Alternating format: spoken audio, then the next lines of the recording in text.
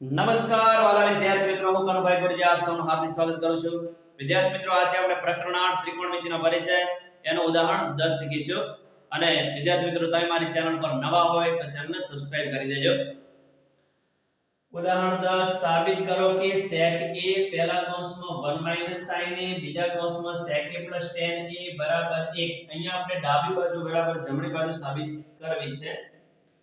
તો પહેલા ડાબી બાજુ લખી દઈએ ડાબા બરાબર એટલે કે LHS બરાબર ડાબી બાજુ કમ્પ્લીટ પહેલી લખી દેવાની sec a 1 sin a બીજા કૌંસમાં sec a tan. અહીંયા આપણે સૌપ્રથમ પહેલું કામ એ કરીશું કે sec જે છે tan છે બધાને sin cos માં ફેરવી દઈશું. બરાબર, એટલે આપણને આગળનો રસ્તો તરત જ ખ્યાલ આવશે. sec a ને આ રીતે લખીએ. sec ના વ્યસ્ત આપણને ખબર છે, sec ના વ્યસ્ત છે cos a. હાલ પૂરતા 1 sin ની જેમ છે એમને એમ લખી દઈએ. ત્રીજા કૌંસમાં અહીંયા ફરી sec a ના વ્યસ્ત આવશે 1/cos a પ્લસ tan નો ત્રિકોણમિતિય સંબંધ આપણે જાણીએ છીએ. tan a એટલે sin a ભાગ્યા cos a. બરાબર છે.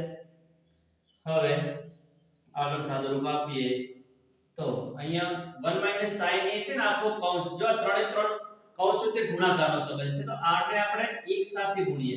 આ 1 sin a છે અંશમાં ગણાય, ઉપર ગણાય, તો આને એક સાથે ગુણીએ તો અંશની અંદર આપણને અહીંયા મળશે 1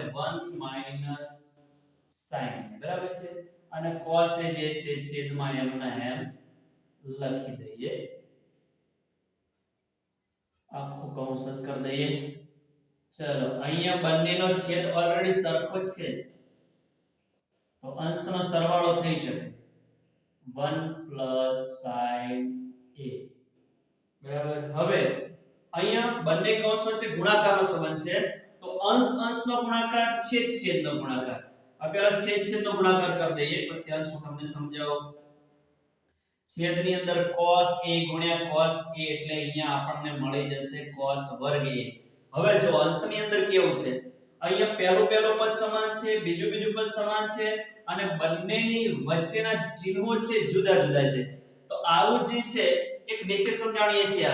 અહીંયા લખ્યું છે મેં, પહેલું પદ સમાન, બીજું પદ સમાન, અને કૌંસની અંદરના ચિહ્નો અલગ અલગ હોય. આમાં માઈનસ અને આમાં પ્લસ હોય, અથવા આમાં પ્લસ અને આમાં માઈનસ હોય, તો a વર્ગ ઓછા b વર્ગ. પહેલા કૌંસમાં a માઈનસ b, બીજા કૌંસમાં a પ્લસ b બરાબર a વર્ગ ઓછા b વર્ગ. એ નિત્ય સમનો આપણે અહીંયા ઉપયોગ કરશો. તો a વર્ગ એટલે કે પહેલા પદનો વર્ગ એટલે 1 નો વર્ગ તો કેટલો આવશે? 1 સીધા લખી દઈએ. અને બીજા પદનો વર્ગ એટલે sin a ગુણ્યા sin a એટલે અહીંયા sin વર્ગ a. ખ્યાલ આવી ગયો હશે. ચલો ફરી અહીંયા છેદ જે છે એમના એમ જ લખી દઈએ cos વર્ગ a. 1 sin વર્ગ a બરાબર શું આવે? તો બીજું એક આપણે ત્રિકોણમિતિયનું મૂળભૂત નિત્ય સમજાણીએ છીએ. sin વર્ગ a plus cos વર્ગ a બરાબર 1. એની અંદર આ sin વર્ગ a પ્લસ છે અને જમણી બાજુ લઈ જાય એટલે શું થઈ જાય? 1 sin વર્ગ a થઈ જાય. અને 1 sin વર્ગ a બરાબર આપણે શું લખી શકીએ? cos વર્ગ a લખી શકીએ.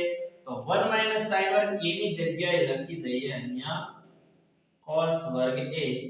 ચલો, અંશ અને છેદ બંને સરખા આવી ગયા છે, અને અંશ અને છેદ બધું જ ઉડી જાય તો જવાબ કેટલો આવી જાય? 1. તો જમણી બાજુ તો 1 છે જે આપણે જોતા હતા એ મળી ગયા છે. તો ડાબા બરાબર જબા મળી ગયા છે. LHS બરાબર RHS આપણને મળી ગયા છે. સરળતાથી આ ઉદાહરણ છે અને આપણે ગણી શકીએ. વિદ્યાર્થી મિત્રો, આ પ્રકારનો પ્લેલિસ્ટ બનાવેલો છે જેની અંદર થિયરી, સ્વાધ્યાય 8.1 ના તમામ દાખલા, સ્વાધ્યાય 8.2 ના તમામ દાખલા, સ્વાધ્યાય 8.3 ના તમામ દાખલા અને ઉદાહરણ 1 થી 9 આ બધું જ પ્લેલિસ્ટમાં મેં મૂકી દીધું છે. તો એને જોઈને શીખવાનો પ્રયત્ન કરજો. અને વિદ્યાર્થી મિત્રો, હજુ તમે મારી ચેનલને સબસ્ક્રાઇબ ન કરી હોય તો સબસ્ક્રાઇબ કરી દેજો. Thank you very much. ખૂબ ખૂબ ધન્યવાદ. જય મા સરસ્વતી.